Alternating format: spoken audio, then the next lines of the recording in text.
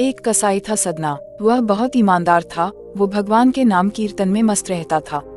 यहाँ तक कि मांस को बेचते हुए भी वह भगवान के नाम को गुनगुनाता रहता था। एक दिन वह अपनी ही धुन में कहीं जा रहा था कि उसके पैर से कोई पत्थर टकराया। उसने देखा एक काले रंग के गोल पत्थर से उसका पैर टकरा गया है। उसने वह पत्थर उठा लिया और जेब में रख लिया, यह सोचकर कि यह मांस तोलने के काम आएगा। वापस आकर उसने वह पत्थर मांस के वजन को तोलने के काम में लगाया। कुछ ही दिनों में उसने समझ लिया कि यह पत्थर कोई साधारण नहीं है। जितना वजन उसको तोलना होता, पत्थर उतने वजन का ही हो जाता। धीरे धीरे यह बात फैलने लगी कि सदना कसाई के पास वजन करने वाला पत्थर है। वह जितना चाहता है पत्थर उतना ही तोल देता है। इस चमत्कार के कारण उसके यहाँ लोगों की भीड़ जुड़ने लगी।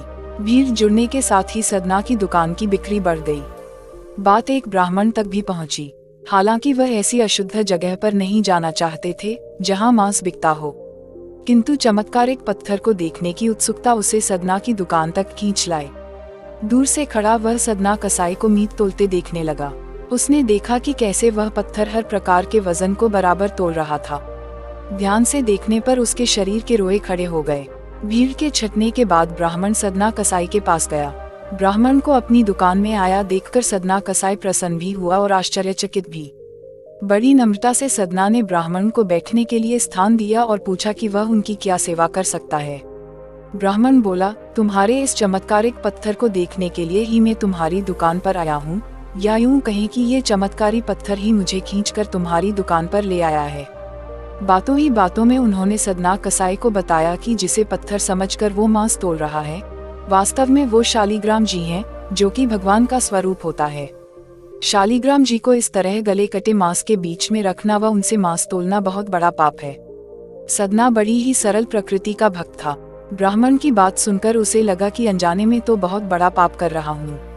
सदना ने वह शालिग्राम उन ब्राह्मण को दे दिया और कहा कि आप तो ब्राह्मण हैं, अतः आप ही इनकी सेवा करके इन्हें प्रसन्न करें। मेरे योग्य कुछ सेवा हो तो मुझे अवश्य बताएं। ब्राह्मण उस शालिग्राम शिला को बहुत सम्मान से घर ले आए। घर आकर उन्होंने श्री शालिग्राम को स्नान करवाया, अभिषेक किया व पूजा अर्चना आरंभ कर दी। कुछ दिन ही बीते थे कि उन ब्राह्मण के स्वप्न में श्री शालिग्राम जी आए व कहा, हे ब्राह्मण, मैं तुम्हारी सेवाओं से प्रसन्न हूँ, किंतु तुम मुझे उसी कसाई के पास छोड़ आओ।